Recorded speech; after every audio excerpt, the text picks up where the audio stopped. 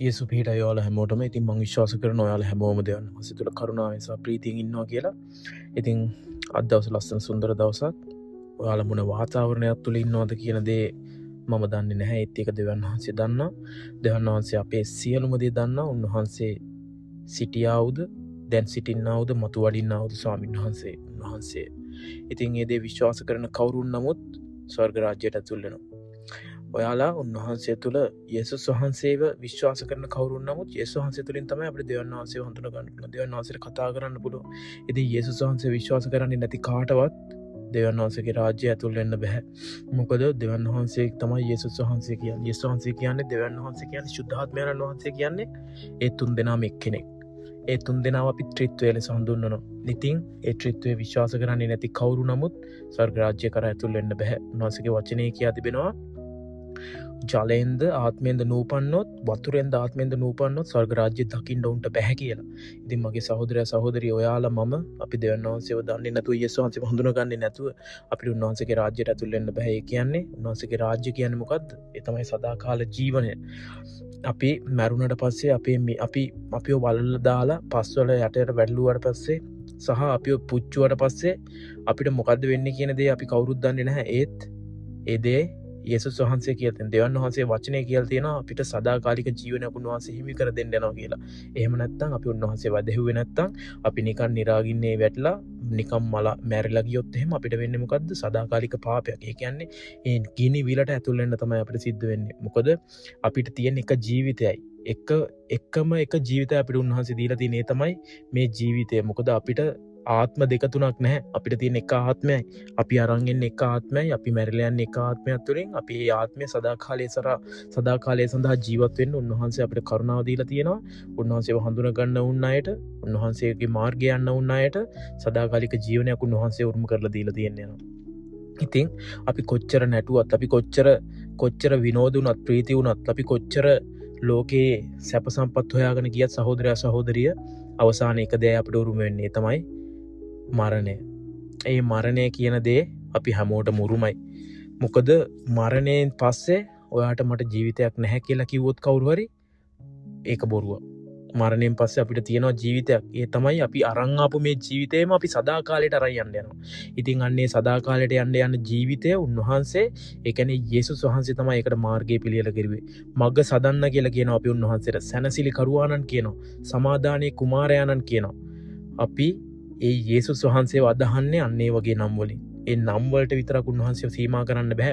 උන්වහන්සේ තමයි මේ මුළු විශ්වයම, මේ හැම දෙයක්ම උන්වහන්සේගේ ප්‍රඥාව නුවණ ඔයාට මට කිසිම වීතකින් කිසිම ආකාරයකින් දැනගන්න බෑ. අපේ නුවණෙන් අපේ ප්‍රඥාවෙන් උන්වහන්සේව මනින්න බෑ. උන්වහන්සේ මේ සියල්ලක්ම, උන්වහන්සේ යාවේ දෙවියන් වහන්සේ පරම්පරාවෙන් පරම්පරාවට පැවතෙන්නා වූ එකම වූ නාමය, දෙවියන් වහන්සේගේ නාමය, යාවේ නාමය. උන්වහන්සේ යාවේ දෙවියන් වහන්සේ. ඉතින් සහෝදරයා සහෝදරිය, අපි බොහෝ දේවල් දකිනවා මේ කාලය තුල. අපි දන්නේ නැහැ මොනවද වෙන්නේ කියලා. ඒත් එක දෙයක් අපි දන්නවා, උන්වහන්සේගේ වචනේ කියා තිබෙනවා ඒ දවසේ කරදර දවසට තෑහි කියලා. ඉතින් සහෝදරයා සහෝදරිය, අපි අද දවස ගැන අපි හිතන්න ඕන. අපි අද දවස ගැන හිතලා අපි අද දවසේ ජීවිතය ගත කරමු. ඉතින් අපි හෙටක් ගැන හිතන්න එපා කියලා නෙමෙයි අපිට මෙතන කියන්නේ. උන්වහන්සේ අපි දන්නේ හෙට මොනවද වෙන්නේ කියලා. හෙට මොනවද වෙයිද කියලා අපි දන්නේ නැහැ. ඉතින් අපිට මේ ලැබුණා වූ කෙටි ජීවිතය තුළ සහෝදරයා සහෝදරිය, අපි උන්වහන්සේ තුළ ප්‍රීතියෙන්, උන්වහන්සේ තුළ දුන්නා වූ ජීවිතය අත්විඳිමින්, දුන්නා වූ ජීවිතයට ස්තුති කරමින්, උන්වහන්සේට ලැබිය යුතු නමස්කාරය පුද කරමින්, උන්වහන්සේ ලැබිය යුතු ප්‍රශංසාව පුද කරමින් අපි උන්වහන්සේත් එක්ක මේ ගමන යන්න ඕන සහෝදරයා සහෝදරිය. ඉතින් සහෝදරයා සහෝදරිය, මම ඔයාලට අද දිනේදී බෙදා ගන්න යන්නේ ඔයාලත් එක්ක. ඔයාලා ක්‍රිස්තියානි කාරයෙක් වෙන්න ඇති. ඔයාලා ක්‍රිස්තියානි පුද්ගලයෙක් වෙන්න ඇති. ඔයාලා ක්‍රිස්තියානි ධාර්මිකයෙක් වෙන්න ඇති. ඔයාලා ක්‍රිස්තියානි ආගම පසුපස යන කෙනෙක්, ෆලෝව කෙනෙක්, නැත්තම් ක්‍රිස්තියානි කෙනෙක් වෙන්න ඇති. ඉතින් කවුරුන් වුණත් අපි හැමෝම යේසුස් වහන්සේව අදහන්නේ කවුරුන් නමුත් ඒ උන්වහන්සේගේ දරුකම උන්වහන්සේ උන්ට දීලා තියෙනවා. දෙවියන් වහන්සේව අදහන්නේ කවුද? දෙවියන් වහන්සේගේ මාර්ගය යන්නේ කවුද? දෙවියන් වහන්සේගේ ආත්මයන්න් වහන්සේ තුලින් ගෙන යන යම් පමණ දෙනෙක් ඇද්ද? පමණ දෙනාට උන්වහන්සේගේ දරුකම උන්වහන්සේ ලබා දීලා තියෙනවා මගේ සහෝදරයා සහෝදරිය. ඉතින් සහෝදරයා සහෝදරිය, අපිට මේ ලැබුණු දරුකම කරන කොටගෙන අපිට උන්වහන්සේ ජය ගන්න, මේ ලෝකේ ජය ගන්න. අපි පරාජිත සෙනගක් නෙමෙයි. ඊශ්‍රායල් ජනතාව මිසර දේශයෙන් මිදිලා උන්වහන්සේ ඔවුන්ව පොරොන්දු දේශය කරා ගෙනිච්චේ ජය ගන්නයි. මොකද හැමදාම වහල්භාවයේ හිටියේ නැහැ. අවුරුදු 430ක් වහල්භාවයේ හිටියා. ඒත් ඔවුන්ව ගලවලා ඔවුන් ඒ ගිනි විලෙන් අරගෙන ඒ වහල්භාවයෙන් නිදහස් කරගෙන උන්වහන්සේ ඔවුන්ව අවුරුදු 40ක් තිස්සේ ගෙන ගියා ඒ පොරොන්දු දේශය කරා. අවුරුදු 40ක් ගත වුණත් උන්වහන්සේ ඔවුන්ව ගෙන ගියා ඒ පොරොන්දු දේශය කරා. ඒ අවුරුදු 40ක් දින 40න් යන්න තිබ්බ ගමන අවුරුදු 40ක් දක්වා පරිවර්තනය වුණේ ඒ මිනිස්යන්ගේ තිබ්බ වැරදි නිසා. ඉතින් සහෝදරයා සහෝදරිය ඔවුන්ට ජයග්‍රහණය කරා උන්වහන්සේ ඔවුන්ව ගෙන ගියා ඊශ්‍රායල් ජනතාව. මොකද ආබ්‍රහම්ට ඊසාක්ට යාකෝබ්ට දුන්නා වූ ඒ පොරොන්දු ඒ ආබ්‍රහම්ගේ දෙවියන් වහන්සේ ඒ ඊසාක්ගේ දෙවියන් වහන්සේ ඒ යාකෝබ්ගේ දෙවියන් වහන්සේ ඔවුන්ට දුන්නා වූ පොරොන්දු කවදාවත් කඩකිරුවේ නැහැ සහෝදරයා සහෝදරිය. උන්වහන්සේ ආබ්‍රහම්ට ඒ දේශය තමන්ගේ පවුල ඒ හැමදේම ගම්බිම් හැමදේම අතහැරලා ඔහුට යන්න කිව්වා. ඔහුට ගියාපුවා මොකද්ද උන්වහන්සේ ඔහුට දෙනවා කිව්වේ? උන්වහන්සේ දෙනවා කිව්වා ඔහුට මහත් පරම්පරාවක්. ඒ ආබ්‍රහම් ඉතාමත් වයස්ගත වෙතිටි පුද්ගලයෙක්ගේ කාලේදී. ඉතින් ඔහුට කිව්වා ඔහුට මහත් පරම්පරාවක් දෙනවා කියලා සහෝදරයා සහෝදරිය. ඒ පරම්පරාවේ පුත්‍රයන් වෙන්න, ඒ පරම්පරාවේ දරුදරුවන් වෙන්න, දූ දරුවන් වෙන්න උන්වහන්සේ අපිට අද දිනේදී කරුණාව දීලා තියෙනවා. ඉතින් අන්නේ පොරොන්දුවේ දරුවෙක් ලෙස මං අද දිනේදී ඔයාලා ඉස්සරහා කතා කරනවා. මොකද මට දුන්නා වූ ගැලවීම කරනකොටගෙන මට දුන්නා වූ මිදීම කරනකොටගෙන මං ඔයාලා ඉස්සරහා දිනේදී ඔයාලත් එක්ක මම මේ පදේ බෙදා ගන්නවා. මම මේ වචනේ බෙදා ගන්න යනවා. ජීවමාන වූ සත්‍ය වූ සැබෑ වූ වචනය මොකද්ද? ඒ තමයි දෙවියන් වහන්සේගේ වචනය. අහසත් පොළවත් පහවන්නේ එනමුත් දෙවියන් වහන්සේගේ වචනය කිසිදා පහ නොවන්නේ කියලා උන්වහන්සේගේ වචනේ ලියා තිබෙනවා සහෝදරයා සහෝදරිය. එය සත්‍යයක්, සැබවින්ම සත්‍යයක්. මම මේ දේ කියනවා මොකද උන්වහන්සේගේ වචනය සැබෑවයි. උන්වහන්සේගේ වචනය සත්‍යයි. එය සදාකාලිකයි. එය කිසිදා නොවෙනස් වන්නේ නැහැ. එය පොරොන්දුවේ වචනයයි. එය තමයි වචනය. එය තමයි සදාකාලික වචනය. අනාගත වාක්‍යද උනා වූ දේවල්ද සිදුවෙන්න තියෙනා වූ දේවල්ද සෑම දෙයක්ම අඩංගු වෙනා එකම තැන එකම පොත ඒ තමයි බයිබලය. ඒ තමයි දෙවියන් වහන්සේගේ වචනේ, ජීවමාන වචනේ. ඉතින් සහෝදරයා සහෝදරිය අපි අද බලන්න යන්නේ ගණන් කතාවේ 23 වෙනි පරිච්ඡේදයේ 19 වෙනි පදය සහ 20 වෙනි පදය. අපි ඉස්සල්ලාම මේක කියවලා බලමු. මොකද්ද මේ ගණන් කතාවේ 23 වෙනි පදේ 23 වෙනි පරිච්ඡේදයේ 19 වෙනි පදේ සහ 20 වෙනි පදේ මොකද්ද කියන්නේ කියලා. බොරු කියන්ට දෙවියන් වහන්සේ මිනිසෙක්වත් තැවෙන්ට මනුෂ්‍ය පුත්‍රයෙක්වත් නොවනසේක. උන්වහන්සේ කී දේ නොකරනසේක්ද? උන්වහන්සේ කතා කළ දේ ඉෂ්ට නොකරනසේක්ද? බලව ආශිර්වාද කරන්ට අන ලැබීමි. උන්වහන්සේ ආශිර්වාද කළසේක මට එය වෙනස් කරන්ට නොහැක්කේය. ඉතින් මගේ සහෝදරයා සහෝදරිය ඉතාමත් බලවත් පදයක්, ඉතාමත් ලස්සන පදයක්. මේ පදය තුළ මගේ ජීවිතයේ ජයග්‍රහණය, මගේ ජීවිතයේ සතුට, මගේ ජීවිතයේ අනාගතය, මගේ ජීවිතයේ හෙට දවස මේ පදය තුළ තියෙනවා. මේ මොකද්ද කියලා මම කිව්වොත් ඒ දේ තමයි බොරු කියන්න දෙවියන් වහන්සේ මිනිස්සෙක් නෙමෙයි. මොකද උන්වහන්සේ බොරු කියන්නේ නැහැ කවදාවත්. උන්වහන්සේ මිනිස්සෙක් නෙවෙයි. උන්වහන්සේ උන්වහන්සේ මේ හැමදේම උන්වහන්සේව අපිට වචනයකින් විතරක් අදහස් කරන්න බෑ. උන්වහන්සේ වචනයෙන් ඔයාලට කවුරු හරි කිව්වොත් දෙවියන් වහන්සේ වචනෙන් හඳුන්වන්න කියලා කොහොමද? වචනයක් නැහැ දෙවියන් වහන්සේට හඳුන්වන්න. දෙවියන් වහන්සේ කියන්නේ දෙවියන් වහන්සේ.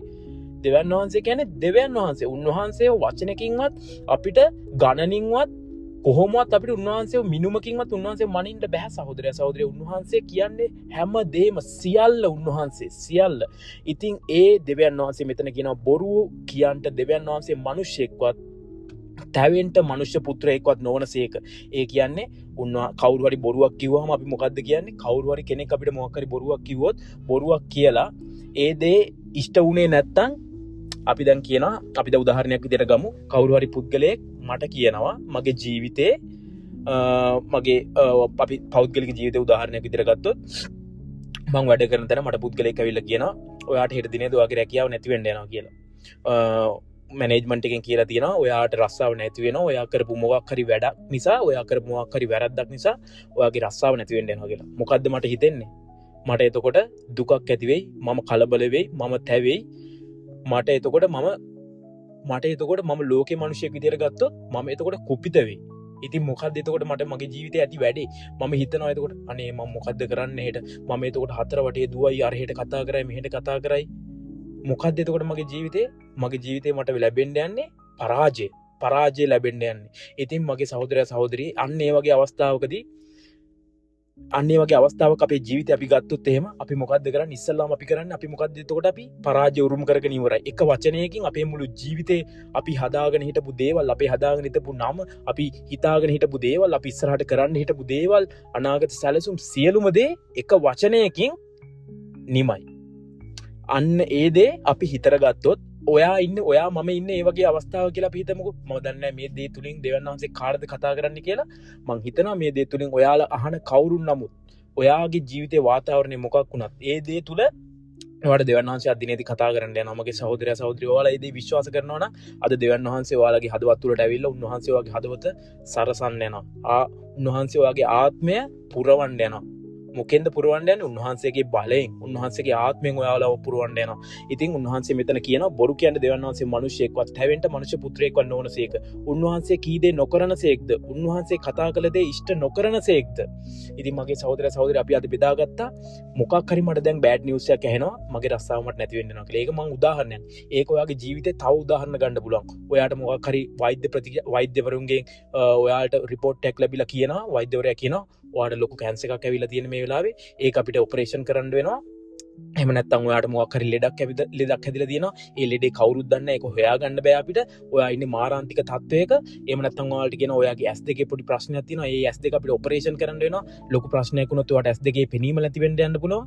අන්න ඒ වගේ දේවල් ඔයාගේ ජීවිතේ මොකක් හරි උදාහරණයක් මම මේ කියන්නේ ඔයා ඉන්න වාතාවරණය මම දන්නේ නැහැ සහෝදරයා සහෝදරිය. අපි කියමු තව උදාහරණයක් විදිහට ගත්තොත් ඔයා මොකක් හරි කරන්න හිටපු දෙයක්. ඒ කියන්නේ ඔයා මොකක් හරි පටන් ගන්න හිටපු බිස්නස් එකකට අප්‍රූවල් එක ඔන්න ඔයාලට ලැබෙන්නේ නැති වෙන්න පුළුවන්. ලැබෙන්නේ නැති වෙනවා කියලා ඔයාලට මොකක් හරි නිවුස් එකක් එනවා. එහෙම නැත්නම් ඔයා ගන්න හිටපු ලෝන් එකක් ඔයාලට අප්‍රූව් වෙන්නේ නැහැ කියලා ඔයාලට මොකක් හරි දෙයක් ඔයාලට දැනගන්න ලැබෙනවා. අන්න ඒ වගේ තැනකදී අපි ඉස්සල්ලාම මොකද වෙන්නේ? අපි ඉස්සල්ලාම පරාජය වෙනවා. අපි මොන දෙවියන් වහන්සේ වද හැව්වත් ඉස්සල්ලාම අපේ මාංශයට අපි ඉඩ දීලා අපි මොකද්ද වෙන්නේ? අපි ඉස්සල්ලාම පරාජය වෙනවා. ඉතින් සහෝදරයා සහෝදරිය අන්න ඒ දේ අපි හිතට අරගෙන අපි බලමු මොකද උන්වහන්සේ මෙතන කියන්න යන්නේ කියලා. හරිද? උන්වහන්සේගේ පදේ උන්වහන්සේගේ දේව වචනේ අපි ඉස්සරහට පොඩ්ඩක් තව ටිකක් කියලා බලමු.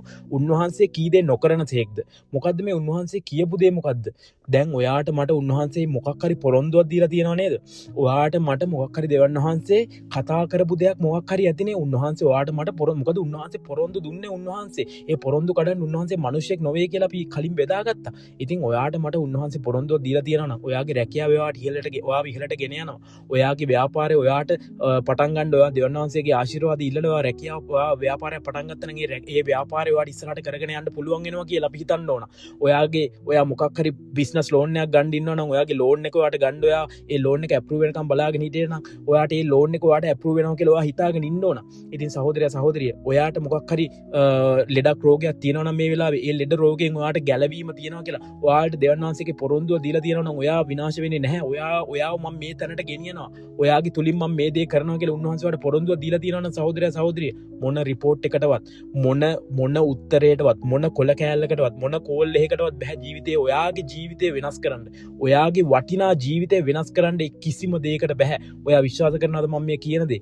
මම මේ කියන්නේ දෙවියන් වහන්සේගේ සත්‍යය. උන්වහන්සේ කියනවා උන්වහන්සේ කී දේ නොකරනසේක්ද කියලා අහනවා. උන්වහන්සේ කතා කළ දේ ඉෂ්ට නොකරනසේක්ද කියලා අහනවා. උන්වහන්සේ ඔයාට මට කාටයි පොරොන්දුවක් දුන්නා නම් සහෝදරයා සහෝදරිය ඒ පොරොන්දුව උන්වහන්සේ ඉෂ්ට කරන්නේ නැද්ද? උන්වහන්සේ ඔයාගේ ජීවිතේ අනතුරේ දානවද? නැහැ. ඔයාගේ මාංශයට ඉඩ දීලා ඔයා පරාජය වුණාට දෙවියන් වහන්සේ ඔයාව පරාජය කරන්නේ නැහැ සහෝදරයා සහෝදරිය. ඔයා මේ මොහොතේදී මොකක් හරි ලෙඩක් රෝගයක් ඇති. ඔයා මේ මොහොතේදී මොකක් හරි ලොකු ප්‍රශ්නයක් ඇති. කිසිම දෙයක් හිතන්න එපා සහෝදරයා සහෝදරිය. ඔයා ජයග්‍රාහී පුද්ගලයෙක්. ඔයාට පරාජය උරුම නැහැ. ඔයාට උරුම ජයග්‍රහණය විතරයි. ඒ අපේ ධර්මිෂ්ඨ දෙවියන් වහන්සේගේ ජයග්‍රහණය. ඒ ධර්මිෂ්ඨ දෙවියන් වහන්සේ අපිට දුන්නා පොරොන්දුව. ඔයාට මට ආබ්‍රහම්ට ඊසාක්ට යාකෝබ්ට දුන්නා පොරොන්දුව. ඒ යාකෝබ්ට දුන්නා පොරොන්දුව ඊසාක්ට දුන්නා පොරොන්දුව ආබ්‍රහම්ට දුන්නා පොරොන්දුව. අපි ඒ පොරොන්දුව උරුම කරගත්තා වූ සෙනගක් සහෝදරයා සහෝදරිය. ඔයා ඉන්න ප්‍රශ්නේ මොකක් වුණත්, ඔයා ඉන්න වාතාවරණය මොකක් වුණත්, ඔයා දෙවියන් වහන්සේගේ නාමය, ඔයා දෙවියන් වහන්සේගේ නාමය ස්ථිර කරගන්න. ඔයා දෙවියන් වහන්සේගේ නාමයේ ඉදිරියේ ඔයාගේ සිත යටහත් කරගන්න සහෝදරයා සහෝදරිය. ඔයාට කිසිම ප්‍රශ්නයක් වෙන්න යන්නේ නැහැ. මොකද අපේ ධර්මිෂ්ඨ දෙවියන් වහන්සේ ඔයත් එක්කත් ඉන්නවා, මාත් එක්කත් ඉන්නවා. අපි හැමෝම එක්ක උන්වහන්සේ ඉන්නවා. උන්වහන්සේ ඔයාගේ දෙවියන් වහන්සේ, මගේ දෙවියන් වහන්සේ, මේ විශ්වයේම දෙවියන් වහන්සේ උන්වහන්සේ. මේ අහස පොළොව මැව්වා වූ දෙවියන් වහන්සේට කිසි දෙයක් කරන්න බැරි නැහැ මගේ සහෝදරයා සහෝදරිය. මොකද උන්වහන්සේ මේ සියල්ලේම මැවුම් කරුවාණන්, මේ සියල්ලේම අධිපතිකම් කරන්න උන්වහන්සේ. ඉතින් සහෝදරයා සහෝදරිය ඔයාලා විශ්වාස කරනවද මම මේ කියන දේ? ඔයාලා විශ්වාස කරනවා නම් අද්දිනේදී ඔයාලා ජයග්‍රාහී පුද්ගලෙක්. ඔයා මේ මොහොතේදී වැටිලා ඇති. ඔයා මේ මොහොතේදී සිතේ තැවුලකින් ඇති. ඔයාගේ රැකියාව තාම නැතුව ඇති. ඔයාට ස්ථිර රැකියාවක් තාම නැතුව ඇති. ඔයා ඉගෙනගත්තු දේෙන් ඔයාට තාම රැකියාවක් නැතුව ඇති. සහෝදරයා සහෝදරිය ඔයා දෙවන් වහන්සේ කෙරෙහි විශ්වාසයෙන් ඉන්න. මේ මොහොතේ ඔයාට දීලා තියෙන රැකියාව, මේ මොහොතේදී ඔයා කරන්නා වූ රැකියාව තුලින් උන්වහන්සේ ඔයාව ඉහළට ගෙනියන්න යනවා. ඔයා ඉගෙන ගත්තා වූ දේ තුලින් ඔයාට රැකියාවක් නැතිව ඔයාගේ වීසා එක එක්ස්පයර් වෙන්න තව අවුරුද්දයි තියෙනවා වෙන්න පුළුවන්. ඔයාගේ වීසා එක එක්ස්පයර් වෙන්න තව අවුරුදු දෙකයි තියෙනවා වෙන්න පුළුවන්. ඒත් ඔයාට කිසිම ක්වොලිෆිකේෂන් එකක් තවම නැතුව ඇති. සහෝදරයා සහෝදරිය විශ්වාස කරන්න දෙවන් වහන්සේ ඔයාට පොරොන්දුවක් දුන්නා නම් ඔයාට කිව්වනම් මේ දේශය ඔයාට උරුම කර දෙනවා කියලා. ඔයා ඉන්නා වූ දේශය කුමක් වුවත්, ඔයා ඉන්නේ මේ ලෝකේ කොහේ හිටියත් ඒ දේශය උන්වහන්සේ ඔයාට උරුම කර දෙනවා කියලා ඔයාට පොරොන්දු වුණා නම් ඒ දේ උන්වහන්සේ කරනවා. ඔයාව මාව මම ඉන්නේ කොයි රටේද, ඔයා ඉන්නේ කොයි රටේද කියන එක උන්වහන්සේට අදාළ වෙන්නේ නැහැ. ඔයා ඉන්නේ මේ ලෝකේ කොයි රටක වුණත් උන්වහන්සේ ඔයාව ඉන්න තැනට ගෙනියන්න ඇත්තේ උන්වහන්සේ මහත් වූ පොරොන්දු, මහත් වූ ආශිර්වාද ඔයාට දෙන්න.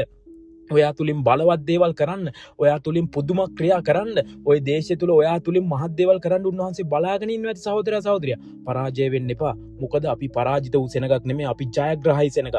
ඉතින් සහෝදරයා සහෝදරිය අපි ඉස්සරහට ඉදිරි පදය බලන්න යනවා. 20 වෙනි පදයේ මෙන්න මේ විදිහට කියනවා, බලව ආශිර්වාද කරන්නට අන ලැබීමි. උන්වහන්සේ ආශිර්වාද කළසේක මට එය වෙනස් කරන්නට නොහැක්කේය. ඉතින් සහෝදරයා සහෝදරිය උන්වහන්සේ ඔයාට ආශිර්වාද කරනවා කියලා පොරොන්දු වුණා නම් ඒ දේ නවත්තන්න කාටවත් බෑ. ඒ දේ නවත්තන්න සතුරට බෑ. ඒ දේ නවත්තන්න යක්ෂයාට බෑ. යක්ෂයාට කිසි බලයක් නැහැ ඔයාගේ ජීවිතේ. යක්ෂයා ඉන්නේ ඔයාගේ පාද යට. යක්ෂයා ඉන්නේ ඔයාගේ පතුල් යට.